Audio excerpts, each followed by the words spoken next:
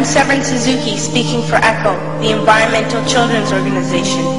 We're a group of 12 and 13-year-olds trying to make a difference. Vanessa Seti, Morgan Geisler, Michelle Quigg, and me. We've raised all the money to come here ourselves, to come 5,000 miles to tell you adults you must change your ways. Coming up here today, I have no hidden agenda. I am fighting for my future. Losing my future is not like losing an election or a few points on the stock market. I am here to speak for all generations to come. I am here to speak on behalf of the starving children around the world whose cries go unheard. I am here to speak for the countless animals dying across this planet because they have nowhere left to go. I am afraid to go out in the sun now because of the holes in our ozone. I am afraid to breathe the air because I don't know what chemicals are in it. I used to go fishing in Vancouver, my home, with my dad, until just a few years ago we found the fish full of cancers. And now we hear of animals and plants going extinct, every day vanishing forever. In my life, I have dreamt of seeing the great herds of wild animals, jungles and rainforests, full of birds and butterflies. But now I wonder if they will even exist for my children to see. Did you have to worry of these things when you were my age? All this is happening before our eyes, and yet we act as if we have all the time we want and all the solutions. I'm only a child, and I don't have all the solutions. But I want you to realize, neither do you.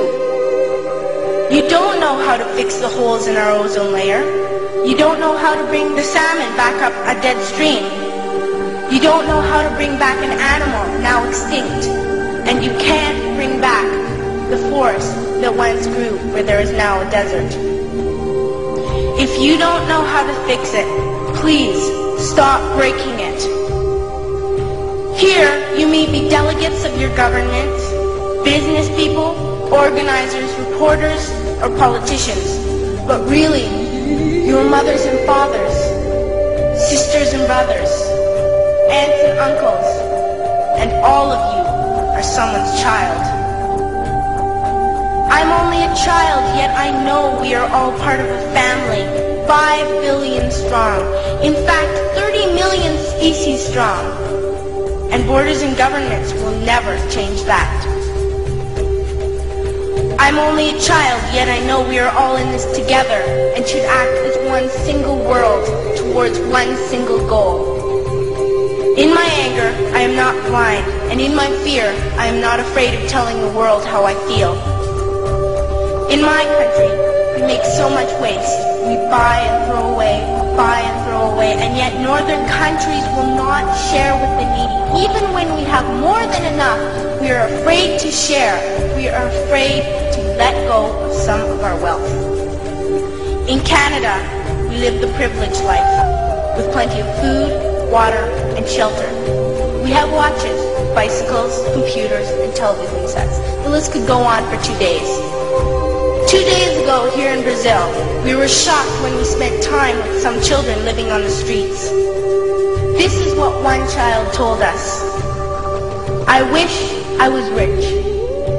And if I were, I would give all the street children food, clothes, medicines, shelter, and love and affection.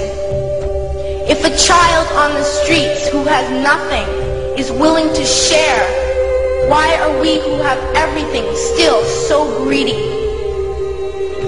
I can't stop thinking that these are children my own age, that it makes a tremendous difference where you are born. That I could be one of those children living in the favelas of Rio. I could be a child starving in Somalia, or a victim of war in the Middle East, or a beggar in India.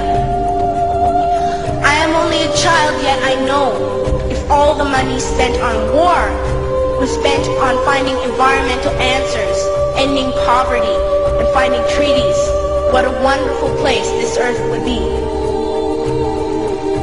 school, even in kindergarten, you teach us how to behave in the world.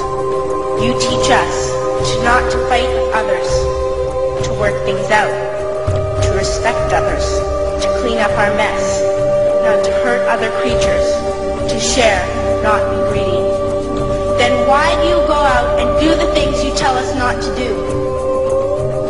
Do not forget why you are attending these conferences, who you're doing this for.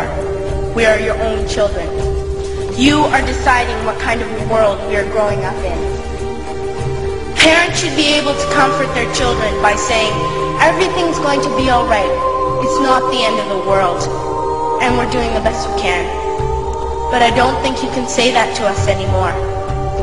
Are we even on your list of priorities? My dad always says, you are what you do, not what you say. Well, what you do makes me cry at night. You grown-ups say you love us, but I challenge you, please, make your actions reflect your words. Thank you.